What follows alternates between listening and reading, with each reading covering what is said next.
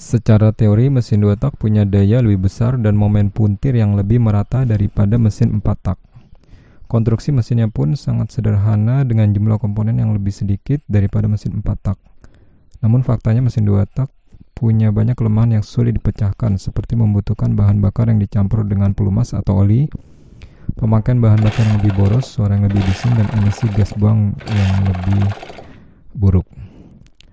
Konstruksi mesin 2 tak umumnya memiliki silinder dengan lubang-lubang untuk saluran pembuangan dan pemasukan campuran udara dan bahan bakar dari ruang karter saat langkah pembilasan atau scavenging.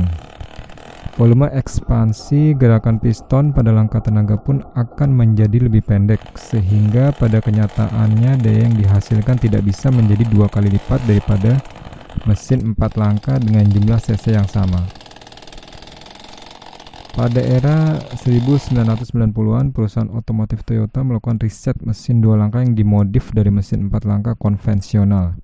Mesin ini cukup menjanjikan prospeknya pada masa itu, namun pada akhirnya risetnya dihentikan karena menghadapi banyak kendala dan kinerja mesin 4 langkah konvensional yang semakin baik.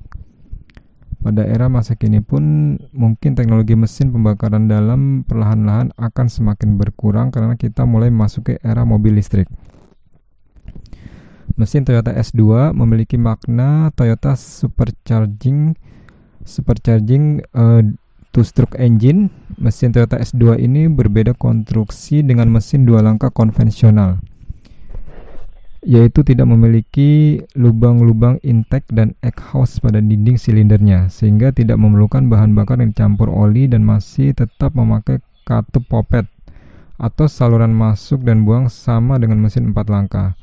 Namun kerja katup-katup ini akan lebih berat pada mesin 2 langkah, sehingga lebih cocok untuk mesin diesel dengan RPM yang lebih rendah. Jika dibandingkan mesin diesel 2 langkah Uniflow konvensional yang sudah memakai katup buang pada kepala silinder, maka kinerja mesin S2 ini masih lebih unggul. Karena mesin 2 langkah Uniflow masih memakai lubang masuk pada dinding silinder, sehingga masih butuh oli yang dicampurkan ke bahan bakar.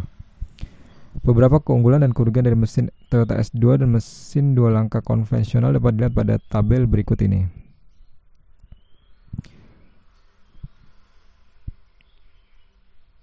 Cara kerja mesin 2 langkah Toyota 2S yang merupakan modifikasi dari mesin 4 langkah konvensional adalah sebagai berikut.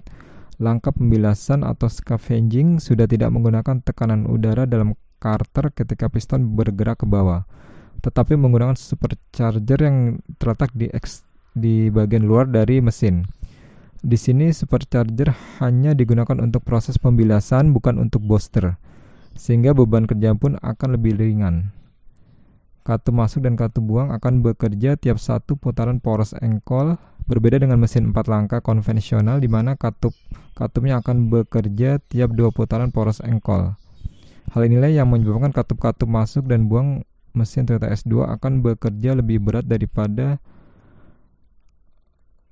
mesin 4 langkah konvensional, terutama pada RPM yang tinggi di atas 5000 RPM.